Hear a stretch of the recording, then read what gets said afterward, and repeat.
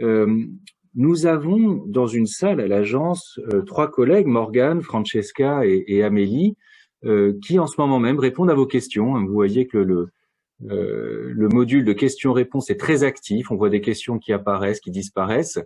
Et elles ont sélectionné des questions qui reviennent de façon récurrente. Elles se proposent maintenant d'apporter des réponses à ces questions qu'on retrouve principalement. Morgane, Amélie, Francesca, c'est à vous. Alors, voici les questions qui reviennent souvent de la part des établissements. Nous voulions prendre un temps pour vous répondre en détail. Donc, la première question est: est-ce que l'engagement dans l'initiative Carte étudiante européenne est obligatoire?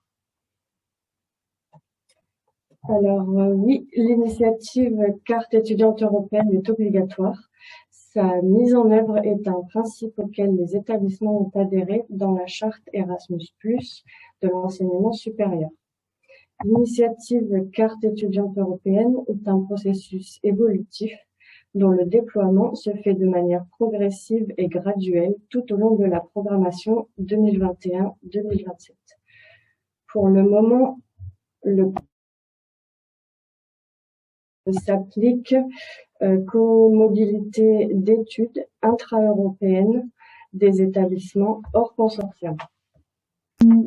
On peut ajouter que 3 outils ont été développés en parallèle qui seront à mettre en place pas à pas. Donc le premier c'est la carte étudiante européenne qui est le plus connu en lien avec le CNUS.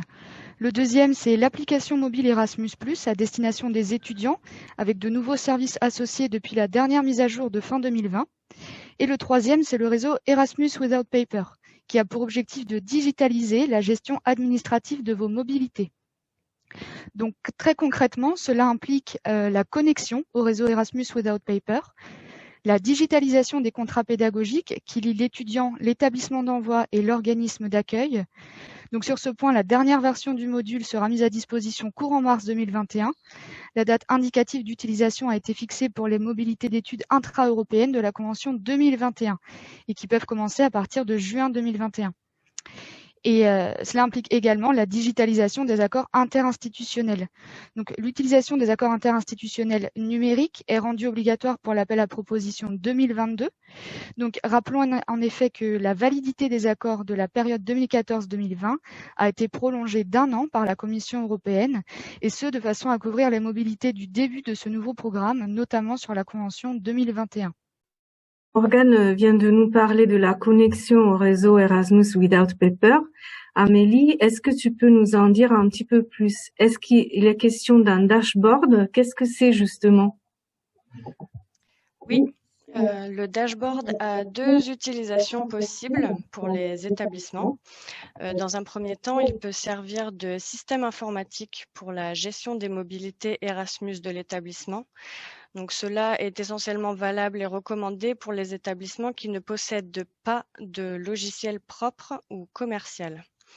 Ensuite, ce dashboard peut aussi servir de point d'entrée pour l'ensemble des fonctionnalités, tests et actualisations de l'initiative Carte étudiante européenne.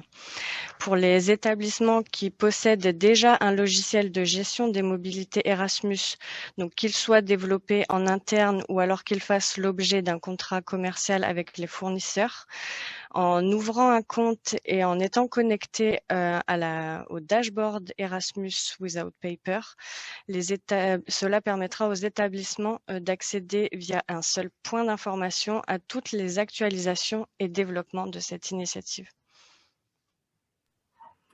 Est-ce que ça veut dire qu'un établissement, il doit adapter son système informatique pour être compatible avec les outils de l'initiative Carte étudiante européenne? Pour les établissements qui utilisent des solutions commerciales tierces comme Moovon ou Mobilité Online, mais aussi pour les établissements qui ont développé leur propre logiciel informatique pour les gestion de mobilité, la connexion au système s'effectue grâce à des API qui sont mises à disposition gratuitement.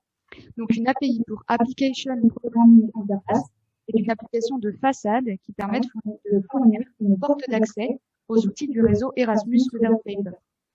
En revanche, pour les établissements qui ne possèdent pas de logiciel informatique pour gérer leur mobilité, ils peuvent directement se connecter à la plateforme en ligne, le dashboard Erasmus, pour utiliser ces fonctionnalités, telles que les accords interinstitutionnels ou encore les contrats pédagogiques.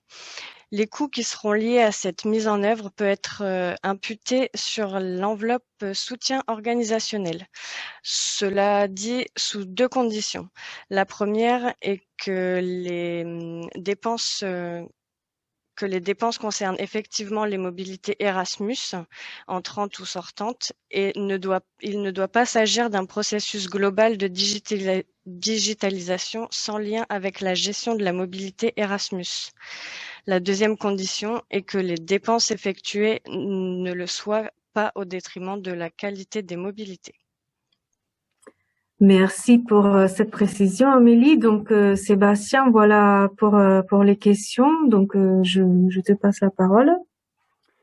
Eh ben, merci beaucoup pour ce premier éclaircissement avec des points qui, pour certains, sont très techniques. Hein. On a entendu API, on a entendu dashboard. Donc, j'espère que ça permet d'éclairer un petit peu. On aura l'occasion, encore une fois, hein, de revenir sur ces aspects, de répondre à vos questions, de vous accompagner dans la prise en main de ce dispositif et dans le branchement, le raccordement à l'initiative.